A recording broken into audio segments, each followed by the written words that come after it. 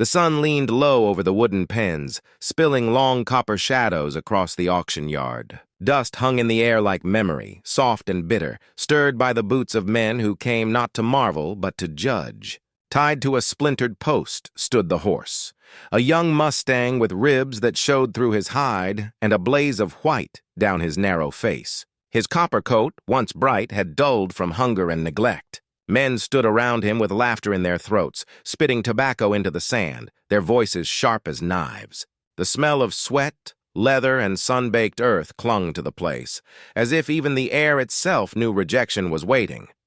They said he was worthless. They said he was wild trash.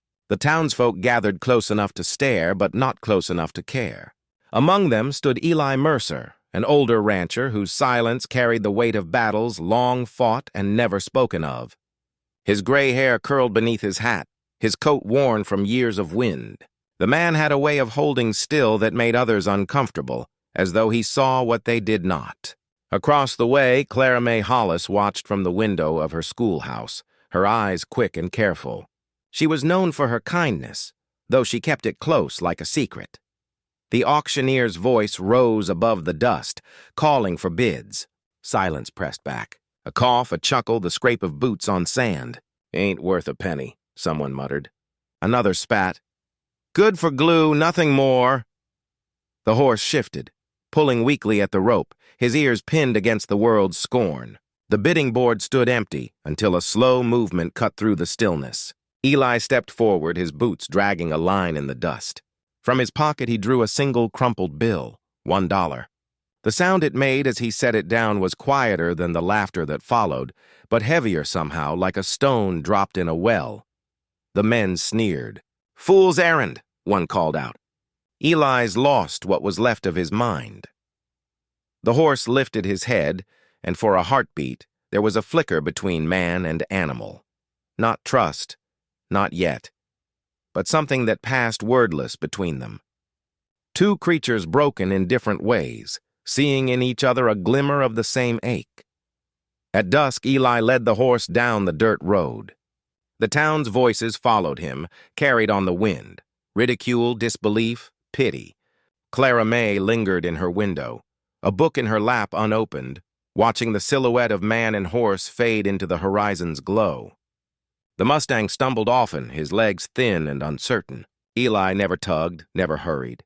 He only paused, waiting each time, his silence more tender than any spoken comfort. Days unfolded slowly.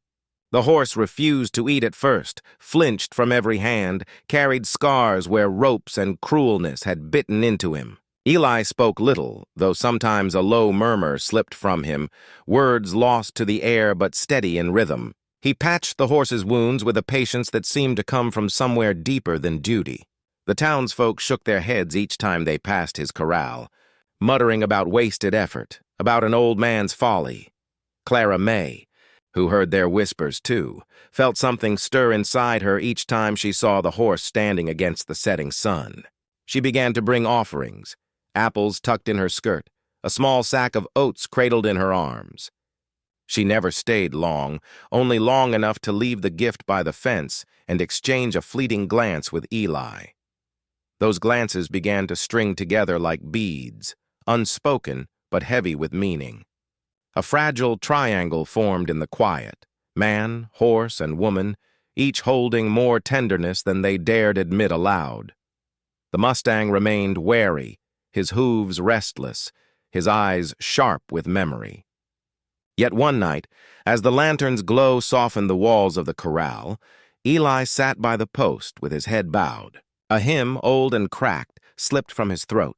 The tune wavered, but it carried warmth, the kind that seeps past fear. The horse stood still, ears turning toward the sound. Then, with the slow weight of a miracle, he took a step closer. Not trust, not yet, but the first fragile thread. And so the night breathed gently around them, as though even the stars paused to watch. Sometimes the world laughs at what it does not understand, yet the soul knows where to place its $1 of faith. Spring came like a hymn carried on the wind, soft rains washing the dirt roads and coaxing wildflowers through cracks in the earth. The horse stood stronger now, his copper coat gleaming beneath the sun, though his eyes still held a wild edge. Each morning, Eli would lean against the fence, silent as ever, while the Mustang paced the corral before finally stepping closer. What had begun as mistrust was now a rhythm, measured, cautious, yet certain. Around town, the whispers shifted. Where once there had been ridicule, now there was curiosity, though still sharpened with doubt. Folks said the horse looked healthier, but in the same breath swore that wild blood could never be tamed.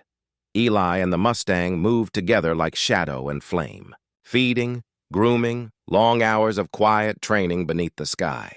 Eli never forced, never broke the silence with harsh command.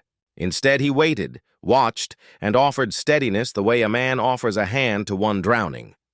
Clara May began to appear more often by the fence, her schoolbooks tucked under her arm, her smile as delicate as the spring blossoms opening across the prairie. She lent her hands when Eli needed them, holding a brush, steadying a bucket, their fingers brushing by accident, or perhaps not accident at all. Affection grew not in words, but in the brief pause of shared work, the quiet lift of eyes that lingered too long. The doctor in town, Tobias Reed, was the harshest skeptic.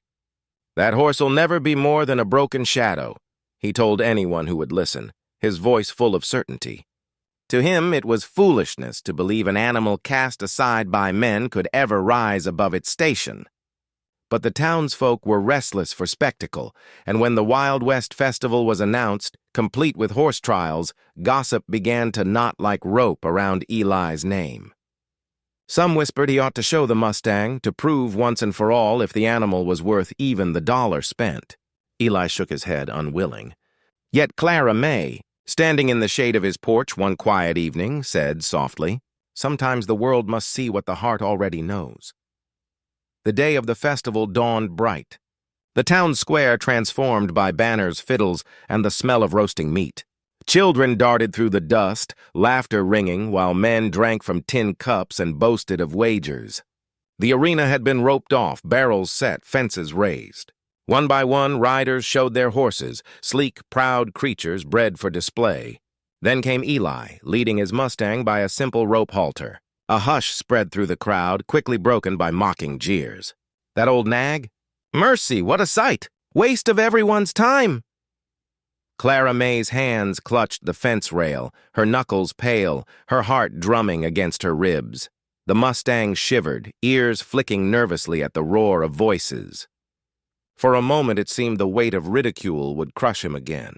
But Eli bent close, whispering words no one else could hear, his hand steady against the horse's neck. The signal came, and they began. At first the horse hesitated, hooves uncertain in the churned dirt. Then something shifted, the rhythm of trust, hard-earned in silence, awakened in motion. He wove through barrels with startling grace, his body bending with fluid strength. He leapt the low fences as though he were made of the very wind, copper hide gleaming beneath the sun.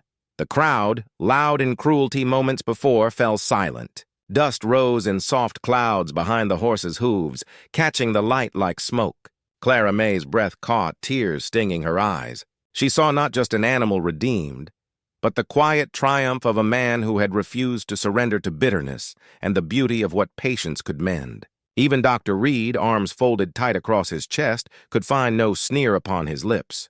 The horse moved as though he had been waiting his whole life for this moment, to show the world that brokenness was never the end of the story. When it was done, the arena thundered with cheers, though Eli bowed his head, saying nothing. He only placed a weathered hand against the horse's neck, his silence deep as prayer. Clara May stepped forward, her smile trembling, and for the first time their hands met without accident, a quiet confession spoken through touch alone. That night, beneath a scatter of stars, Clara May walked beside Eli and the horse along the empty road. The world around them smelled of sage and rain-washed earth, the night air alive with crickets. Eli's voice, roughened by years of holding too much inside, broke the quiet. Maybe he wasn't the one who needed saving. Clara May said nothing, only tightened her hand in his, her heart full to the brim. And so the story rests not on the dollar spent, nor the spectacle earned, but on the unseen bond that grows when one dares to believe in what others discard. Every soul is a dollar's gamble in a world quick to sneer. Yet it is the smallest act of faith, the reaching out of a hand, the waiting patience of love, that teaches us the grandeur of grace.